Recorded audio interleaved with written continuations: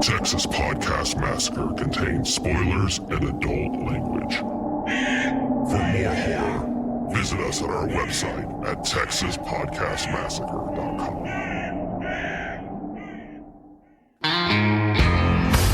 This is Texas Podcast Massacre.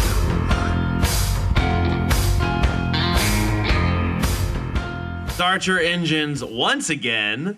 It is time for the 16th episode of Texas Podcast Massacre, coming to you from Houston, Texas. I'm your master of ceremonies, Mitch, and with me is the primo himself, Nate.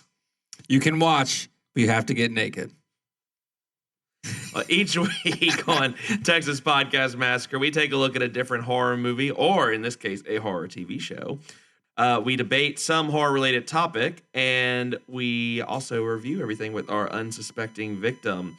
Now, this week, Lisa is on location at the Scar, and just reception is terrible over there. And everyone else pretty much is dead because the Primo murdered them all in the Battle Royale. Yeah. So it is just going to be us riding solo today. I call Grace. It's fine. You can be Arthur, I'll be Grace. All right. I'm weirdly okay with that. Yeah. Well, with that said, let's move on to our debate question. We will see how the Lord favors you. No, you dare not blaspheme. He will punish you. The jaws of hell will devour you. All of you. No. I'm so happy. I'm so much happier with this drop. Sounds about right. So for this week, so we're reviewing the second half of Blood Drive Part 2. Specifically, it's episodes 7 through 13, lucky number 13. Mm-hmm. So let me just ask you, what was your favorite Blood Drive episode? I mean, before we get all really into all sure. that, but what was your favorite episode, period? So in general, I liked the first half of the season better than the second half. And it will come as no surprise to people who listen to the first episode that the episode "The Fucking Dead" is continued to be my favorite throughout the rest of the season. For those of you who don't remember, the episode literally called "The Fucking Dead." It is the episode where there was a blue goo virus started by two incestuous siblings that made people have sex until they murdered each other.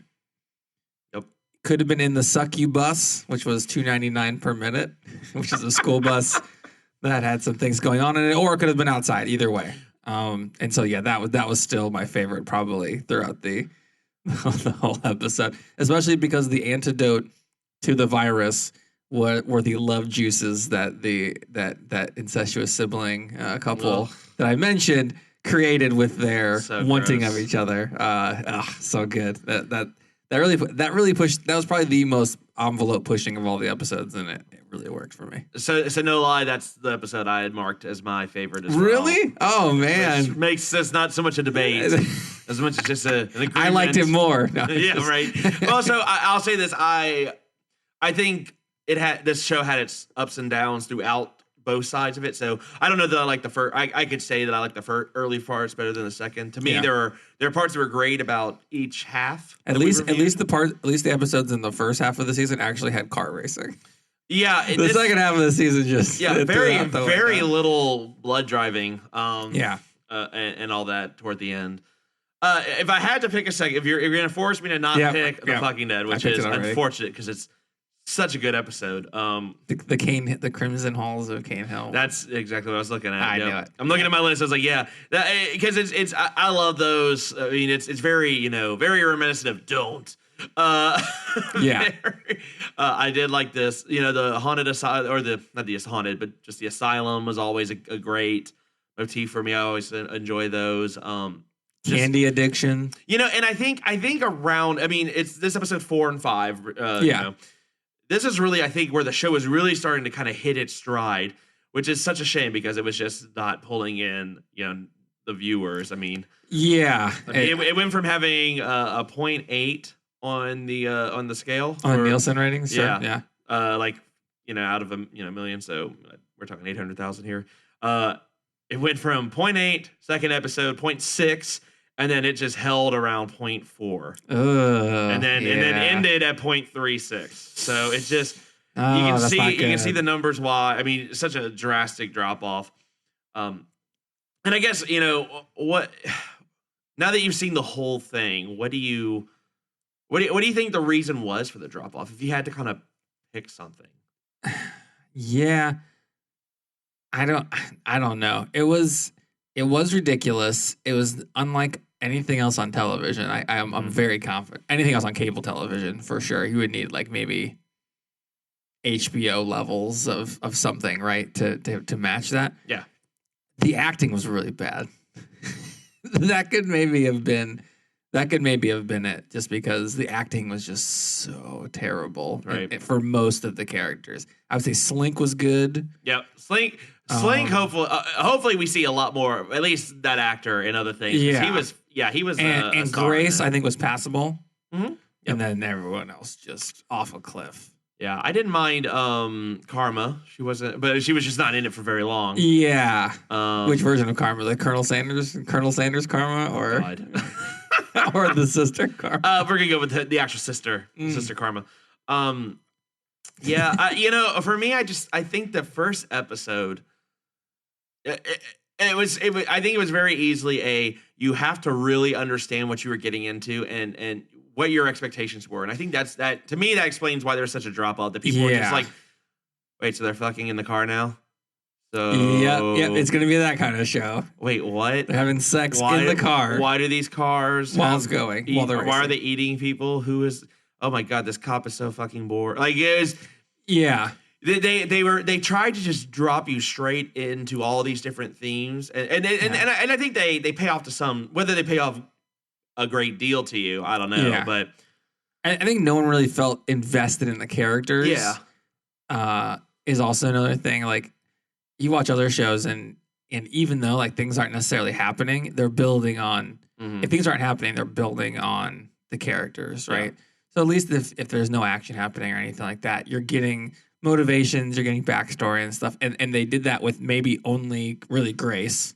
And they did a little bit with Arthur. A little bit with Arthur, but in general, who cares about any of these? Like, right. Well, skipping forward to the end, but at the end, there's a huge thing that happens, and some characters die, and you're just like, okay. Yeah. You know what I mean? No, like, that's fair. Yeah, you didn't really feel for them. So I think that was another factor as well. It was kind of just not, it wasn't kind of engaging with the characters either. Yeah, and I guess, so now that you've kind of seen it, I mean, Grindhouse isn't really about engaging with characters in general. Well, and right? that's the point. So, yeah, so as a TV show, I think they make the smart decision of trying to make each episode, standalone to some degree. Yeah, there is again what I liked about it, and I think I mentioned in the last one, that you had these threads that went through the whole season, but each episode, one of its strengths I thought was that we could do a different type of essentially grindhouse trope and just go all in on it.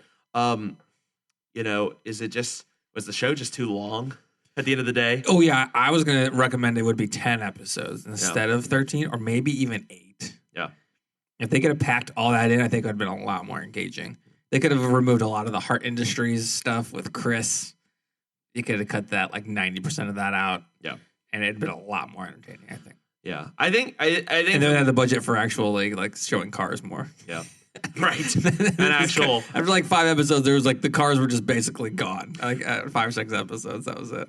Yeah, I would have loved to see this show more like Tales from the Crypt-esque, where it's more all these stories are happening in the same world where the scar has happened, where you are getting these tropes.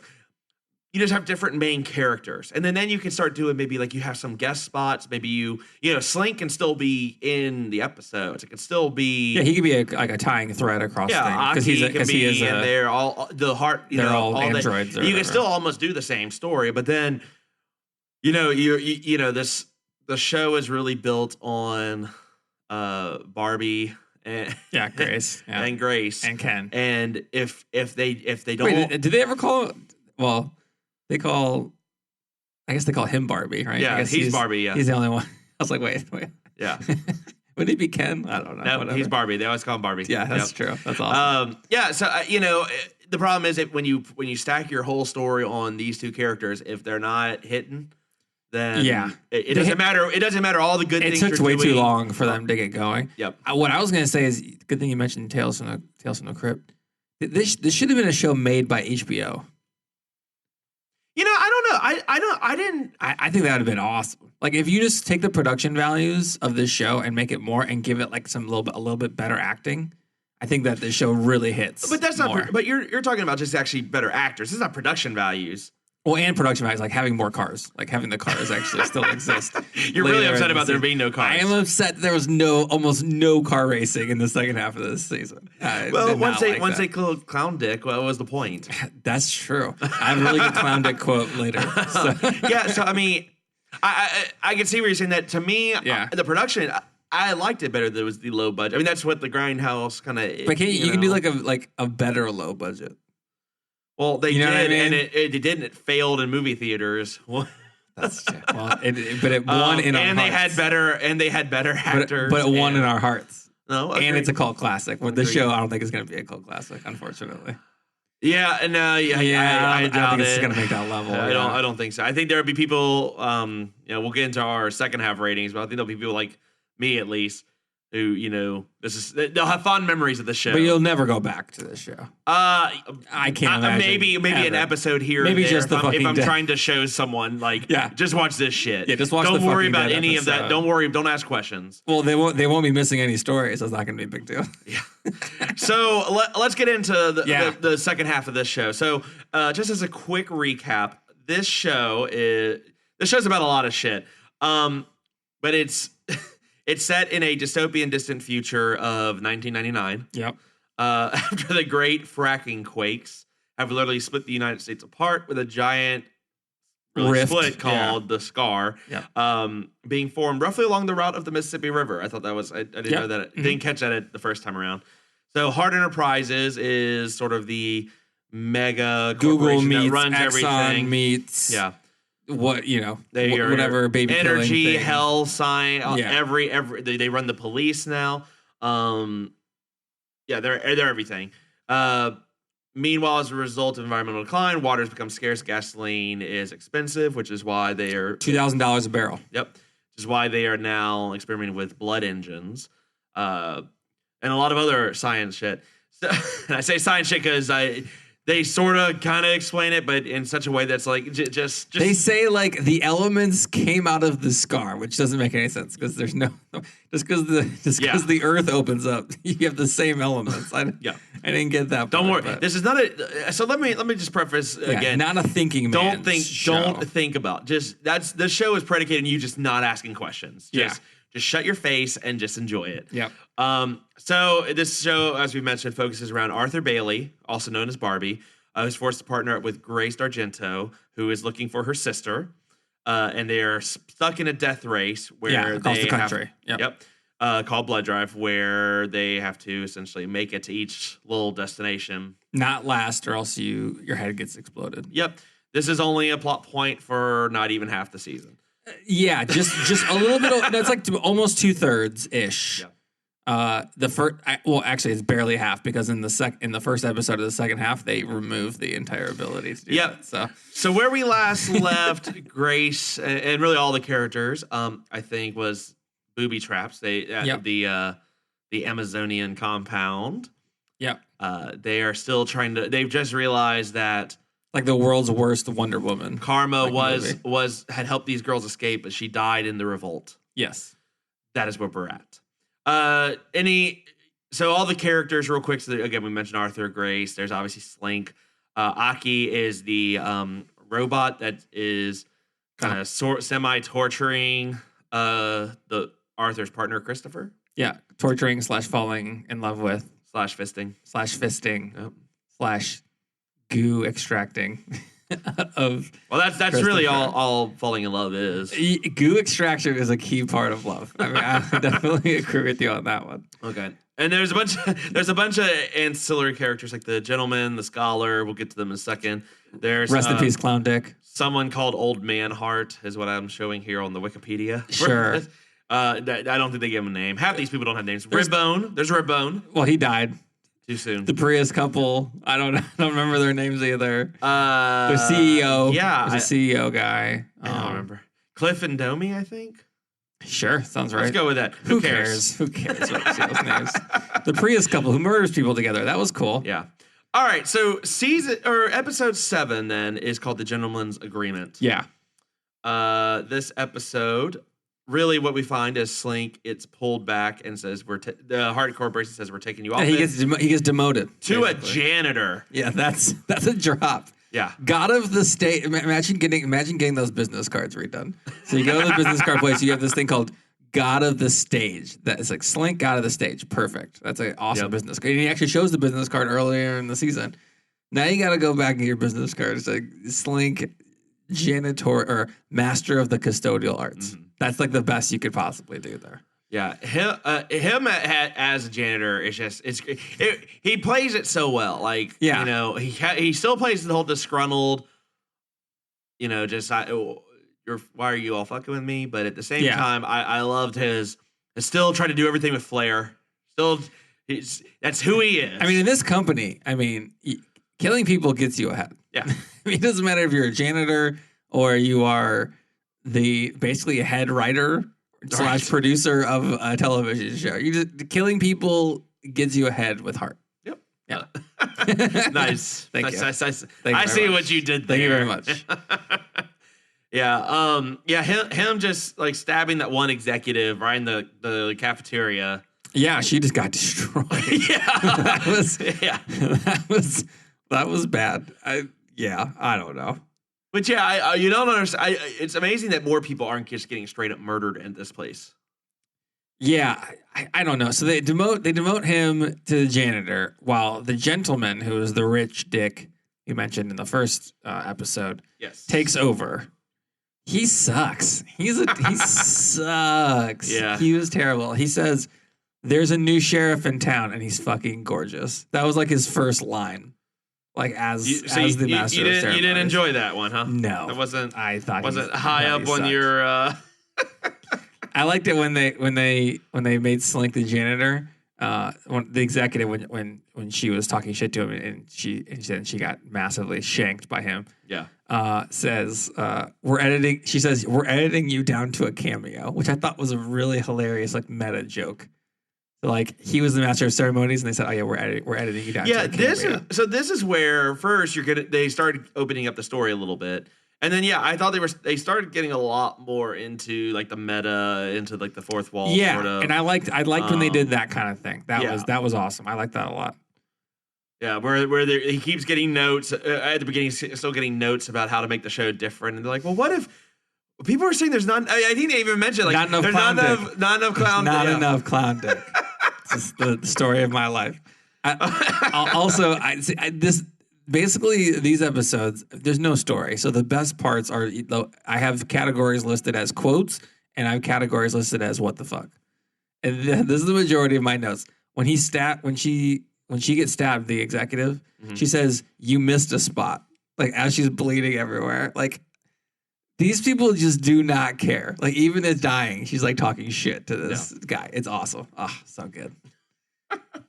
So, in this episode as well, Christopher has just recently gotten a brand new eye. He had lost it earlier, and now he's I believe he's a security guard. Yeah, but after 10,000 years of working as a security guard, he can pay off for the eye. Yeah, only 10. Very generous of them. Good. People still be working off student loans before he pays that off. So that's probably true. But he finds out that Aki can watch through his eye, but Slink turns it around so that he can see what Aki is doing, which is his old police chief. Yeah, the one who asked for all the teeth in the first episode. Yeah. Now so I think you binged this. I watched each one actually live, so I forgot that happened. Yeah, and I don't remember where it led to. It led to him straight up murdering his old police chief. There it is. Okay, yep. I was like, I couldn't remember. I thought, okay, yes, it didn't work out the way I thought. Yeah, it was crazy. This is I just wrote, this key card opens the most dangerous door of all time. Like, there's one single key card from a lowly security guard, because one of the things that Slink tricks Christopher into doing is opening up. He basically wants to kill the gentleman, right? And now he's a janitor, so he gets the security card. Sends out a Guardians of the Galaxy off-brand Drax character to go after the gentleman, and that's basically what happens for the rest of the episode. A lot of it, anyway. Yeah, pretty much. Yep. That's basically what happens. I gotta say, I did. Well, I didn't like to be honest, one of the low points mostly for this whole show for me was the gentleman. I just didn't like the character. I didn't mind the actor. I just didn't like the character. Yeah, I didn't like the character at all. Whatever. But the scene where he's trying to distract him while Grace is trying to, get her weapon, and like Grace says he's got his shorts like way. Grace says, "Just do what you got to do," and then she says, "He's like, what?" He's like, "Just one finger up his ass."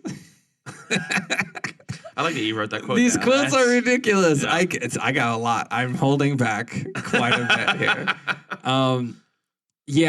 The one thing I liked about the Drax-like character. So then the Drax-like character gets blood portaled again. Don't think about this show at all, logic-wise. He literally takes a guy's skull and rips it in half, which I thought was crazy, awesome, very grindhousey. Yeah, fantasticness. That was the part of like the second half. It was like there was like moments like that, but they were like farther apart than in like the first few episodes. I think for me. It's like all like the really cool things kind of got more spread out and a little less frequent than in the beginning of the show, where it was just like, oh my God, this is so grindhouse. I love it. Like just keep giving it to me. No, agreed. And it slowed down a little bit, so I didn't really like that a lot anyway. Yeah.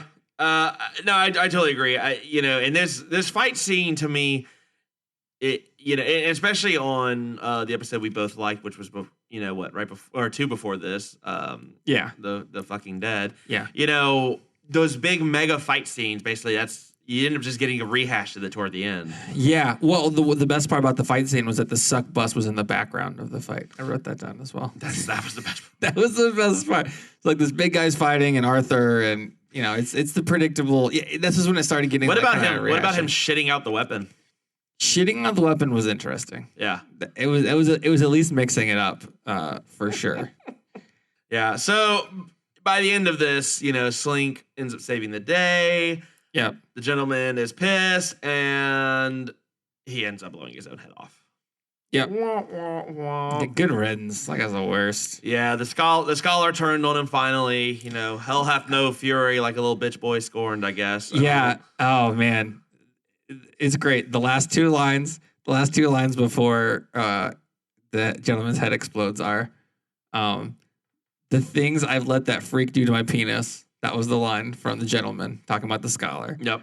And because the scholar helped Slink, turn the tables on him. And Slink says, "This is so 2 episodes ago," and then explodes the gentleman's head, which is so good. Yeah. Like another little meta commentary in there. That was so perfect. Oh, yep. That was awesome. And then he died, which was great because he was a terrible character. So Slink gets his top hat back. He's moved. He's back in control. It was like 2/3 of an episode. Then he's back. Yep. It was like almost nothing. And now the scholar, which I remember they were all supposed to be partners supposed to be linked, but I guess again don't question, don't ask. Don't ask questions. All the rules went out the window. So he now joins up with Grace and Arthur, and that is how episode 7 winds down. Yep. And then episode 8 is basically the Western episode. The Western episode, and it's called A Fistful of Blood. Great title. Love it. Yeah, I mean, this is where I think the show started losing me a little bit. Yes. So agreed. There's not a whole lot really to go into with this one, other than let's just hit this the main plot, the main point. So we have one awesome fight scene with Slink and Grace. Yes. Very cool. Sets him on fire in an old time Western saloon. Yeah. Yeah, it was awesome. And you get and it gets that you really get the impression then, or not even the impression, you're pretty much told outright that Slink ain't normal. Yes. He's getting stabbed. He's all over the place. He's on fire. Now this is jumping ahead a little bit though, but in this though, he's getting stabbed. He's getting set on fire, but nothing. But later on, when he gets killed, and you find out what Slink is, it's totally different. This was like he's just taking it all like nothing hurts him. Yeah, he's like I don't know what Terminator levels. I'm not quite sure what changed, or if they forgot, or if they were just like, just fuck it, it's fine. Yeah, no one's watching anyway. No one is watching. No one's watching. They anticipated while they were writing the show, no one would be watching it at that point. So they were already all over it.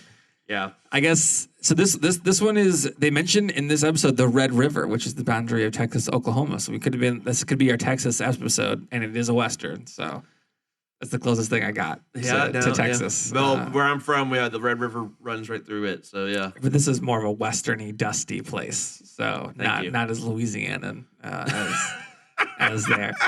The main baddie in this episode is the sheriff that has no eyeballs. Yeah, I'm not even going to try to look up his name. Sheriff with no eyes. Sheriff no eyes. Sheriff no eyes. I guess the part in this episode that I liked is that the scholar finds a girlfriend, which was awesome. And then Arthur gets basically called in by Grace to have sex with him in a bathtub. And he says, "You can't fuck the pain away." And then rejects her. So the show was great. A lot of existential. Man. Yeah, a lot of existential crisis going on. I think Carl Jung was quoted as saying the same. Yeah, Jung was. Yeah, Freud. There's a lot of. Well, Freud might have said that. To be fair, Freud that could be. Freud. Or maybe it was "you can fuck the pain away." One of the two. Maybe you can. I don't know. Yeah. I have a question for you. At this point, which relationship was better? Or even in the whole show, I don't even give a shit about this episode. Did you like the Grace Arthur relationship better or the Chris Aki relationship better? Ooh, that's a good question. Jesus. Yeah. When you say this has to include the fisting. Because I'll tell you what I'm not down for. And it's that. Some relationships start rough. And then it only gets easier from there. Yeah. I don't know.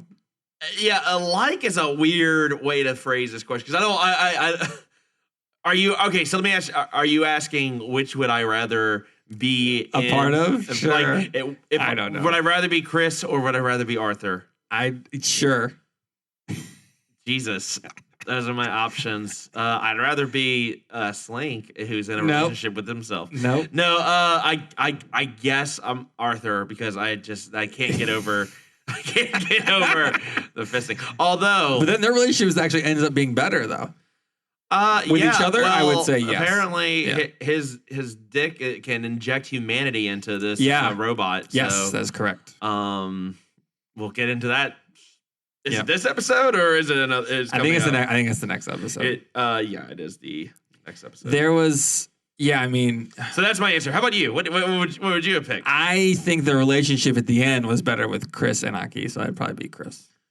So you'd put up with... You would work through the pain. Well, the rough patch. It seems like he healed pretty quickly. So she was healing him as she was hurting him.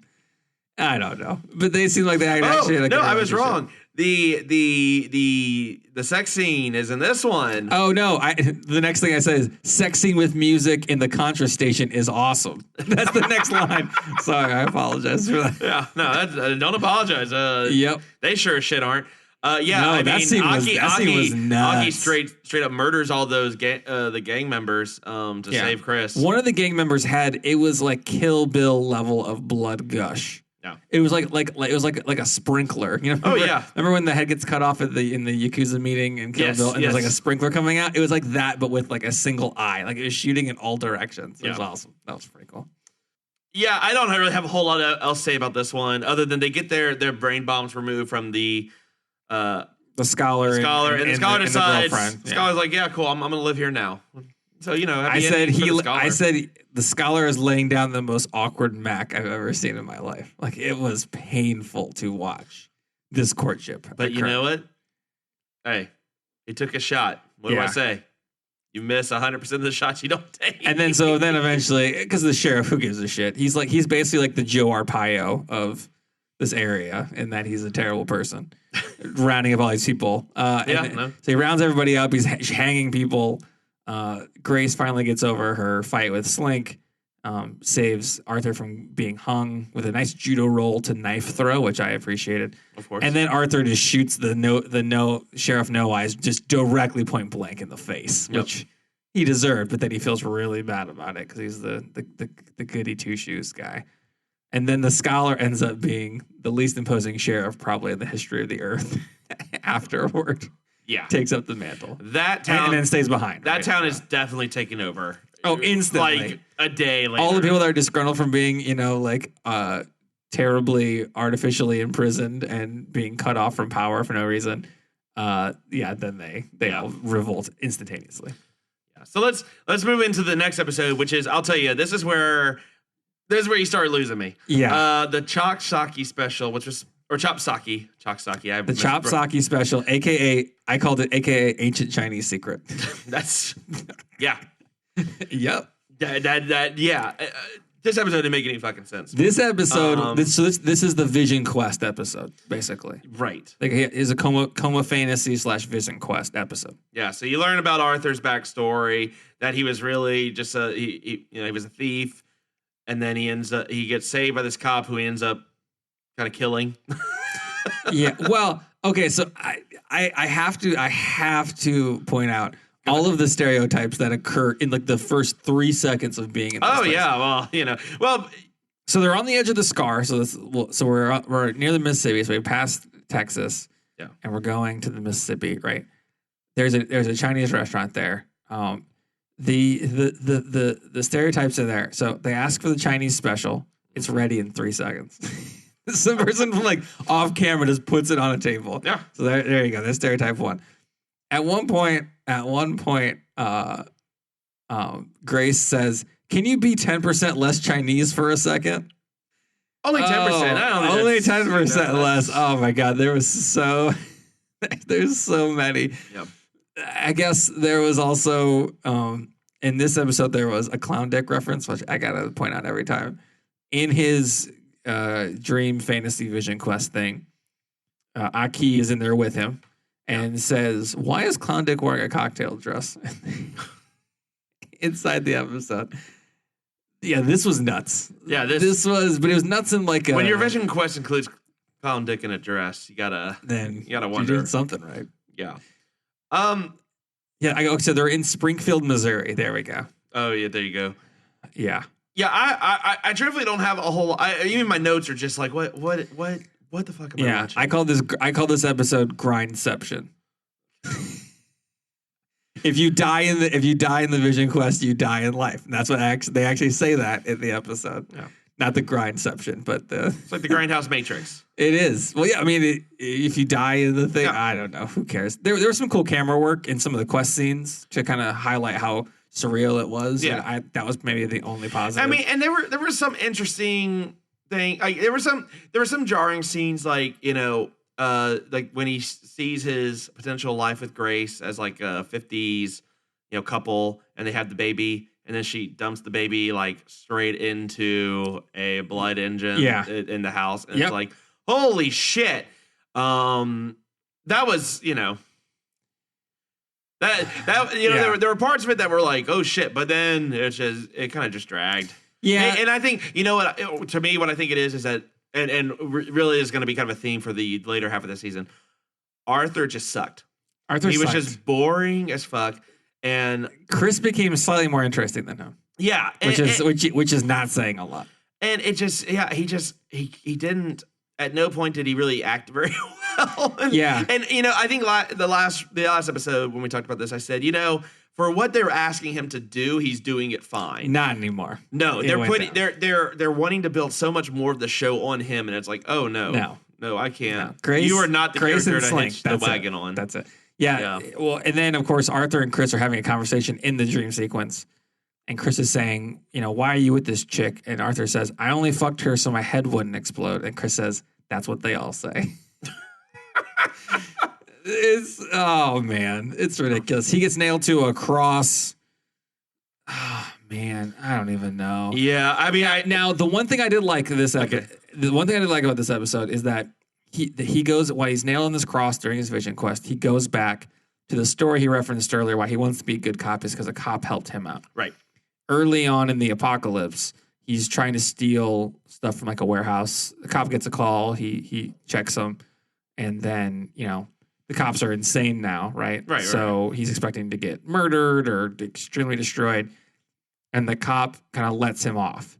Well, in the process of all these things, Arthur ends up accidentally shooting the cop, and the cop says, "I can't believe I got killed by a Backstreet Boy." Because Arthur looks like a fucking teeny bopper Barbie guy. Best part of the episode, but times a million. Yeah, and this is where we learn about why he has the book, what 1031 means, why that's important. Who gives a shit? It doesn't mean anything later on or ever. But yeah. So the next episode picked back up. Scar tissue. Yep. Scar tissue. That I wish you saw because no one watched this show. Oh, thank you. So this is the Cronenberg episode. Yeah. Because it literally takes place in a town called Cronenberg. I mean, on the nose, but loved it. Yeah. That was great. As fans of Cronenberg, we can appreciate that. No, so the minute they start off showing the two little girls with the lemonade stand, you're like, oh, something's fucked up with these girls. Yep. Nothing ever good happens in any sort of scary horror shit where two girls are sitting around selling lemonade or shit. It's already bad news. Yep. In this episode, I think some of the key plots are Aki is becoming more human, and struggling with what it is she's feeling. Yeah, for Chris. All that sex is making her more human. And sorry, accessing code that was still part of the organic material inside of her because the scientists rushed making her model. Yeah, and let's you mentioned more cars. They finally bring up the whole fucking car inventory and they find the fastest car they have and they like supercharge the shit out of it. Yeah. And then that's it. That could have been a good show. That would have been great. Showing the cars driving. That'd have been cool. Yeah, no, they drove out and then they drove back.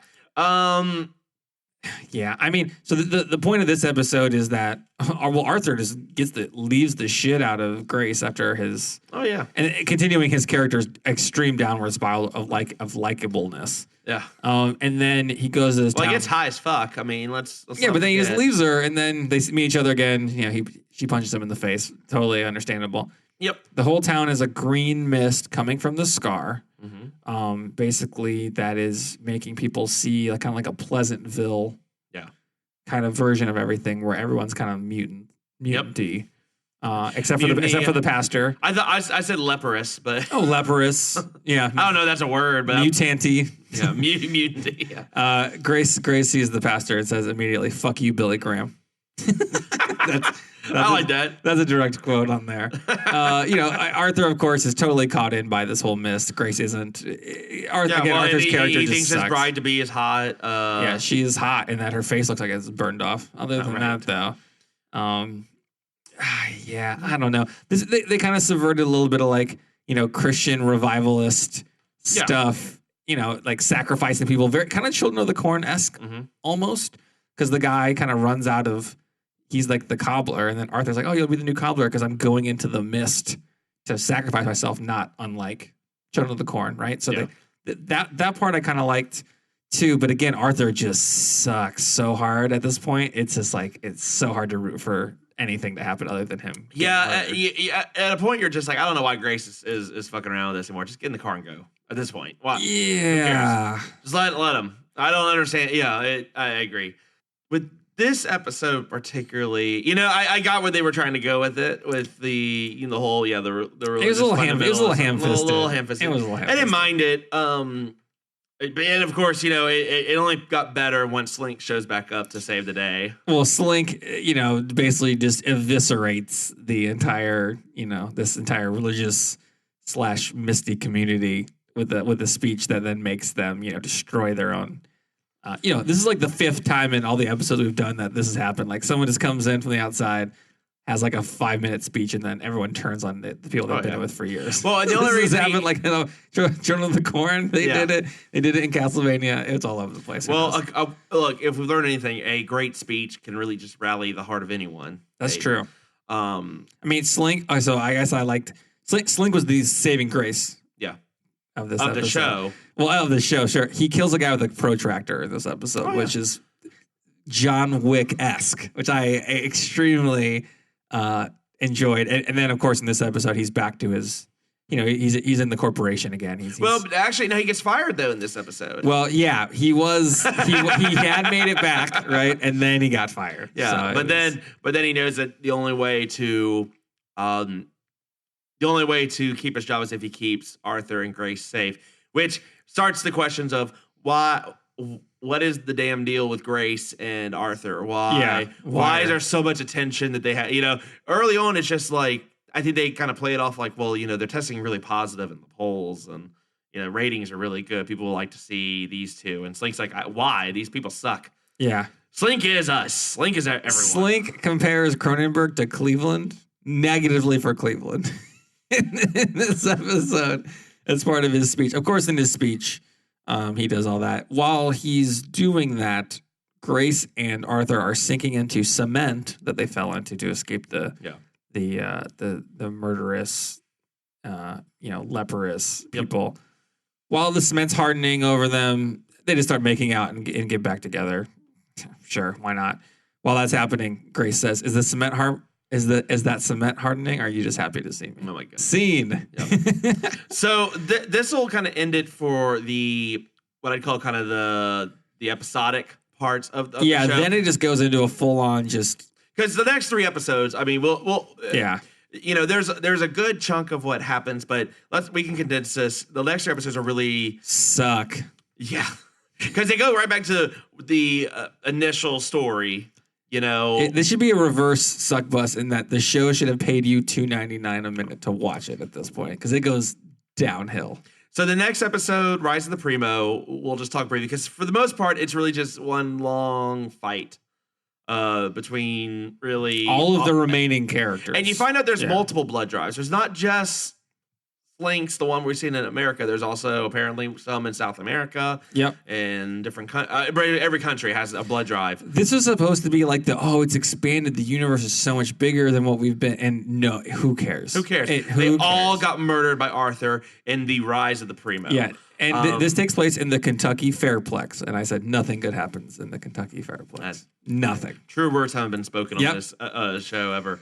Arthur basically comes. The only real thing to key in on this episode is the big plot twist, which is pretty awesome. Yeah. This is like the only bright spot on this last 3 episode stretch. Yeah.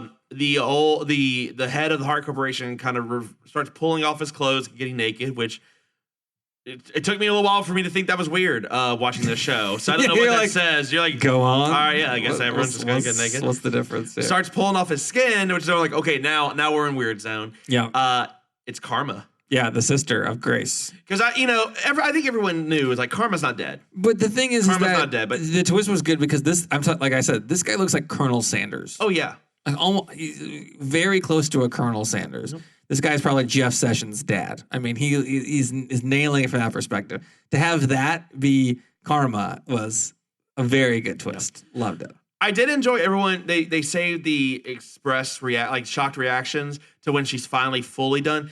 But she had to pull off skin for her entire body. They clearly knew for an outfit, a few minutes that she was. It was awesome. Yeah, so they fight. Eventually, Grace throws her into a blood engine. Some would say Karma's a bitch. I was just baiting you for that one. Yeah, I was baiting. You were asking for that one. All right, so. So hold on. So there's the people who are fighting. It's not just the people from the blood drive. It's extra people. They just bring in people for the fight for some reason. It's like a battle royale, right? Kind of deal. Some of the names of the combatants. One of the names of the combatants was Face Eater. Solid name. But the next combatant they listed was Sir Benjamin Cocklicker III. I thought that if there was one person to take up the gentleman's mantle, there he is in this show for about 5 seconds, because then he got straight murdered. Yeah, is Sir Benjamin Cocklicker III. That was impressive. Yeah. I enjoyed that. But then everyone dies, so it's not pretty much even matters. Yeah, so Arthur goes into his murderous dark side and becomes the Primo, which he's then given this badass leather jacket, which makes you a bad guy and a badass. Oh god, that was the worst. Yeah. Man, I don't even know. So the next episode is really. Oh, you already skipped. Oh, I had. Hold on. I had a couple more things here. There were some cool things. So the episode sucked for the fighting. Who cares? The previous couple kill each other, but there was some awesome commercials in between this, and they kind of set up as a TV show. Even though at the end they showed there was no one in the stands. There was a commercial for a thing called the Blade NATO. Oh yeah, that you use it on baby chickens, which I thought was hilarious. And there was another commercial for the Blood Drive collectibles, which I thought was hilarious. Although there was no clown dick when I made sure to check it. There's no clown dick there. There's no clown dick there. A quote from Karma. So Karma then is fighting with Grace, and she says, "A dog was better at raising me than you." And then the actual episode opened with basically just the episode opened and then Old Yeller happened and they just put the dog down like instantaneously. Yep. Yeah, that's it. Everything else sucked. That was it. Yeah. So I mean, and I think what was kind of annoying was the next episode's a lot of the same, except now Arthur he's Billy Badass. Yeah. Although you do find out that really the whole point of the Primo is that they sacrificed them, and some of the deaths for some of the old Primos were pretty awesome. The acid bath was pretty legit. Yeah, too bad it was all off camera, kind of like previous footage, right, and stuff. Right. And so they showed it enough times, but this became a who does he pick, his best friend or his lover? Well, he turns into just a total dick. I mean, he's making Clown Dick look reasonable. But he's not point. even. I mean, he's so full of himself. And this suffers because the actor's just not that very good at this. Now, I wrote a question down for you. What do you think Arthur's wrestling name should be? Because he's basically turning into like a heel wrestler at this point. Oh, well thank you. Done. Oh, God, proud of you. It hurt me inside to mention wrestling. Proud of you. Yeah, he's certainly done a heel turn. You're right. Yes. But what is his wrestling name? So he's got the leather jacket. He's a total dick. He has a posse. He's fighting people. It seems like a very working it right into being a wrestler kind of deal. I mean, it's something from Roadhouse at this point. That's his name. Welcome to the ring. Something from Roadhouse. Well, I don't know because I'm stuck on the Dick Licker the Third or whatever Cock Licker the Third. Sir Benjamin. Sir Benjamin. He didn't get knighted. He's not Sir. He didn't get knighted just to be called Mr. Cock Licker. Okay. Dick Vicious. The left.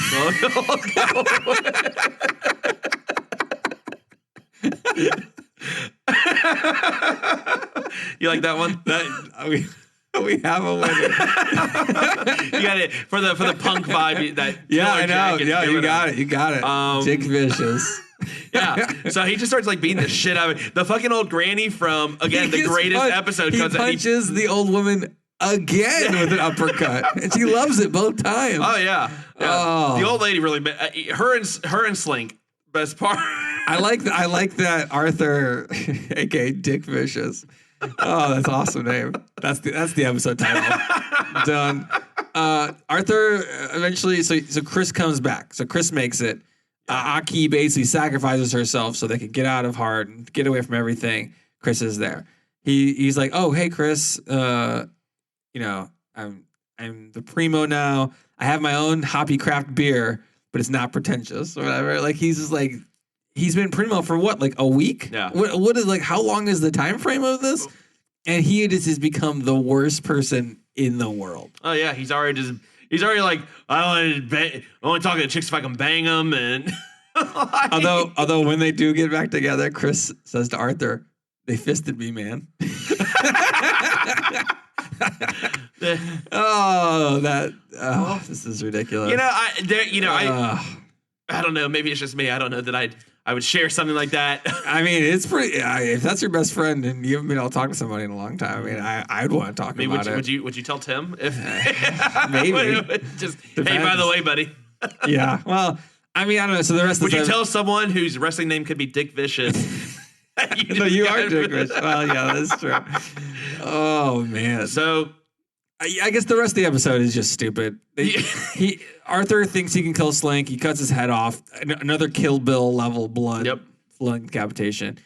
There's a thing called the Soul Reclamator. Mm-hmm.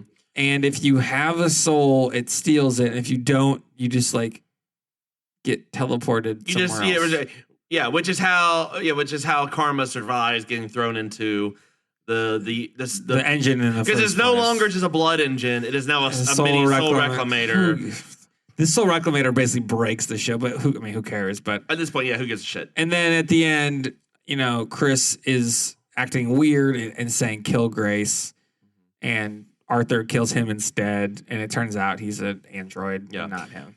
Well, and so is Slink. We find out that that's really what Slink is an android. But that made sense. He's a different model. The Chris part, why bring him all the way there to then just have him be an android? Well, because that wasn't actually Chris, I know. No, it's for him to be the android version. Is what I was saying. Yeah, so, it's because Karma's trying to. I know, but I get it. It just sucks. You're asking questions. It just sucks. Don't do that. Oh. Don't do that. All right, last episode. Well, let me add real quick. I will say this: the color of the blood and all that, and the vomit that comes out of it looks like, you ever been to a gas station when the fucking slushy machine just breaks and shit's just blasting out?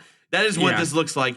And then they start making out right after Rocky and Chris, and there's like rainbow streaks all over their mouths. She says, taste the rainbow. God, she does. She does say that. Oh, God. I had it in my notes. Oh, that's so great. It was, that part was great. Again, but the moments there are extreme highs and Death Valley lows. So the whole story is a low, and then there's occasional jokes and quotes that are highs. So the show in general is going down. The last episode is called The Finish Line. The Finish Line. Which, again, no fucking racing has happened in the last 5 episodes. They show a car. They show a car in this one. They're driving through New York. New York, at this time in this show, has street level 6,600 people living on the surface, 13 million living underground in the fracking tubes connected to them. They're blood fracking tubes. Yeah, so that is something. Don't think that... what's that meme? It's like this word. I don't think it means what you think it means. Well, it's great because in this episode, one of the first lines is Slink telling Arthur that some fans of the show have written some very steamy fan fiction about them, which was awesome. And then, of course, their plan. They get Slink on board at the end of the last episode to say, "All right, we're going to destroy Hart once and for all," because the CEO of Hart is Karma. They know that she's alive. They just want to murder that, and then everything will be good in the world. Yeah. So a lot of this episode is spent on just how Karma became the CEO and all. Yeah. All this. You see sexism. More. Yep. There's the glass ceiling. She shatters it with the body of a Colonel Sanders-esque looking man, and then murders almost everybody. Yeah, everyone. Yep. To pay back. They talked about all the different research stuff, which was kind of cool. A bit of it was just thrown in there, just kind of last minute. This episode was just a lot for some reason. Yeah. So they show so in the last episode they show Chris the footage of him getting murdered, which makes him really fucking pissed that his buddy murdered a fake version of him. Even they show like a 10-second clip. Do you have any freaking mind to think about what happened before or after that? You've only been fucking mentally abused by these people for how long? And now you're listen to them without thinking about it. Yeah. So there's a cool fight scene. Although he's super roided out with it was machinery. It's kind of yeah. I will say frowny face. Slink, no more Slink. He gets his spinal cord just. He gets killed 3 separate times in this episode. It doesn't make any sense. I have a question for you. So at one point, Chris says, "Give me all of the mods. Give me all of the cyborg upgrades that you can possibly put in my body, so I can kill Arthur because you showed me a 5-second video clip." Nope. He's got his face all covered, and apparently they took his penis.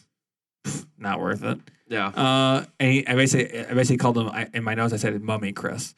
And I said Mummy Chris is a better actor than normal Chris. Agreed. So with his body covered. One of the modifications was better acting. That's good. But that's another 10,000 years. Once you lose your dick. If you lose your dick, then you really feel more emotion. I don't know. Something happens, but yeah, he acted a little bit better. And then at one point, Slink is trying to convince Arthur to come with him to blow a thing up, and Grace is convincing them to go talk to Karma and to try to save her. And Slink says, she gives you anal on the first date, and now she has you wrapped around her finger. Yeah. Yep. Yeah. That's a quote. That is their story. And then of course, Slink, just starts the 30-minute ticking clock, right, of the bomb. It's always 30 minutes. It's the 30 minutes. I was like, all right, well, that's how long this episode is. All right, got it. But then it ends, and then he's like, oh, just kidding. And then he resets it again for another 5 minutes. Like, it was just a lot of dumb shit. At least it was funny. At least it was funny. Like I said, I don't have any complaints about any of the Slink scenes. The best part of this episode was there was a scientist who was cut in half, who they talked to multiple times. Yeah. So Slink asked him questions and he answered, and he's obviously cut in half. And then he's like, oh, well, I'll send somebody for you. And then Arthur does the same thing. It's like, hey, buddy, a little bit nicer. Okay. Did you see a guy walk this way? He's like, oh yeah, that way. He's like, all right, I'm gonna find a medic for you. The guy's cut in half. It was so good. That part was awesome. And then of course, well, that's a good segue. When Arthur's fighting Chris, he says, what's the point of being awesome if you can't screw? Yep. That's a direct quote. Yeah. It's a true statement. Well, and I love this turnaround with Arthur in that he's become a good guy again because he realized that he can still wear his badge and keep his badass leather jacket. Yeah, he just put on top of the because he was gonna get rid of the jacket. He's like, no, the jacket's you. It's a part of you. But so is this. It's like, what the fuck is going on? Yeah, I don't know. Arthur sucks. He's the worst part of the show, and he kills his friend Chris at the end. Yeah. He ends up killing him. The building explodes. There's a portal.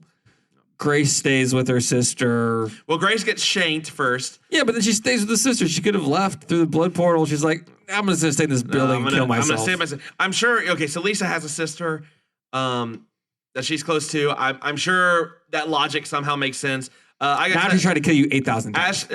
My sister Ashley, if you're listening, if you shake me, I'm leaving your ass. You can just be stuck in the building. Sorry, no, you don't shank me, and I'm just like, oh, but it's cool. I'm gonna stay with her.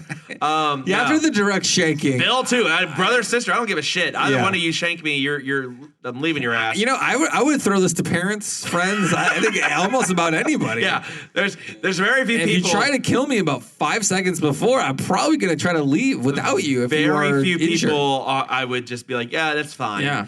So she shoves Arthur in a blood portal. And with the idea that Hart's now destroyed, but of course, Hart's not destroyed. It still lives. They paint Arthur as a terrorist. Yep. The cause of all of the explosions and all the murders that Karma did on the inside and all their stuff. And he wakes up ass naked at the Blood Rock prison for the criminally insane. And then cut to season 2. Oh wait. Oh.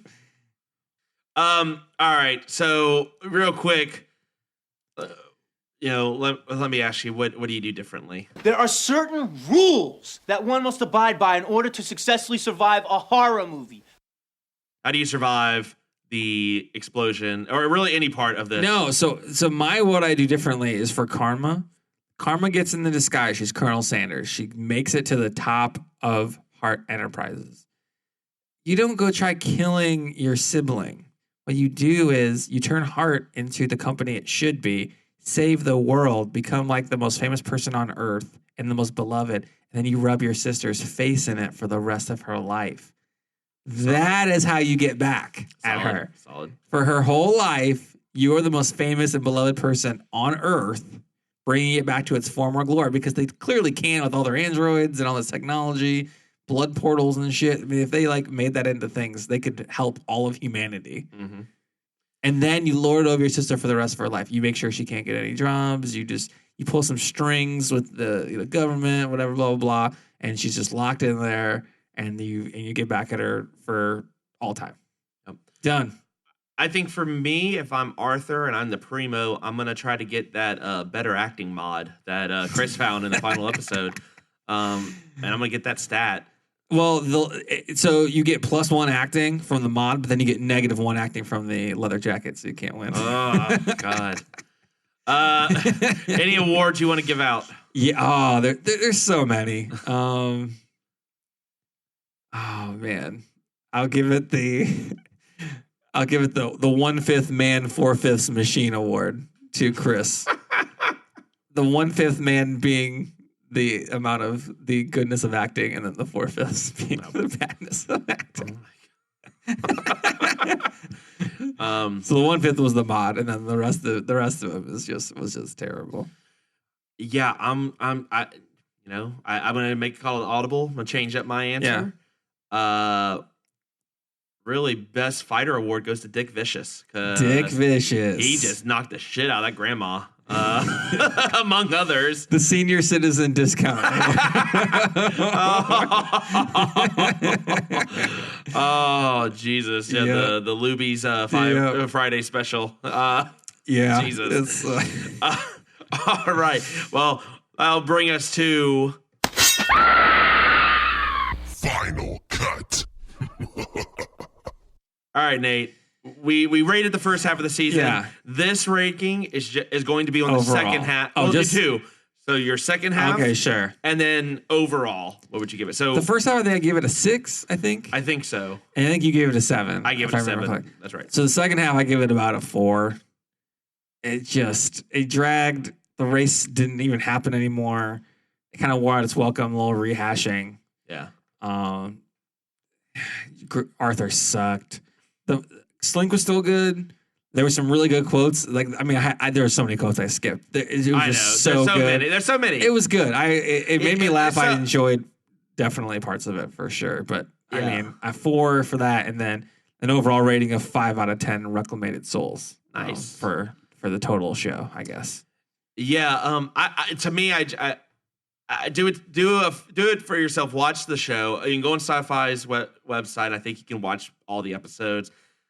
Maybe Nate, you can share some of your favorite quotes. It's going to be streamable soon because the show got canceled, so they'll sell it to Netflix or Amazon or Netflix whatever. ain't buying that shit. Amazon or Hulu maybe or something. Yeah, maybe like on Shudder. I don't know, something.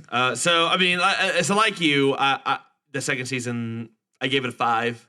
Okay. And then I think overall that puts me in, and I think, I mean, I'm averaging, but 6, I still sit around that. Yeah, about 6 out of 10 Chinese specials. Very fast. Very fast. Like, very dangerously fast. Very fast. Like, why is it still moving? Yeah, I just, there are parts of it that I enjoyed a lot, and I would consider watching some episodes again. There are just I just wouldn't sit through the whole season. I mean, the last 3 episodes, I would never. You couldn't pay me to watch the last 3 episodes again. They were so bad compared to the rest of the show. Says the guy who forces people to watch Troll 2. Yeah. The Room. Yeah. Likely Disaster Artist. Although Disaster Artist looks like it's gonna be great. Looks great. Cabin Fever. The Rest. Sucker. I took people to say Sucker Punch in the theater. That man. I suck. I'm surprised you didn't get sucker punched right there. We smuggled in a lot of beers in a purse, so as one must to get through that. It was fine. But I mean, yeah, I would say 2 or 3 of these episodes are watch worthy. Yeah. And the great part about this show is that who cares about the story?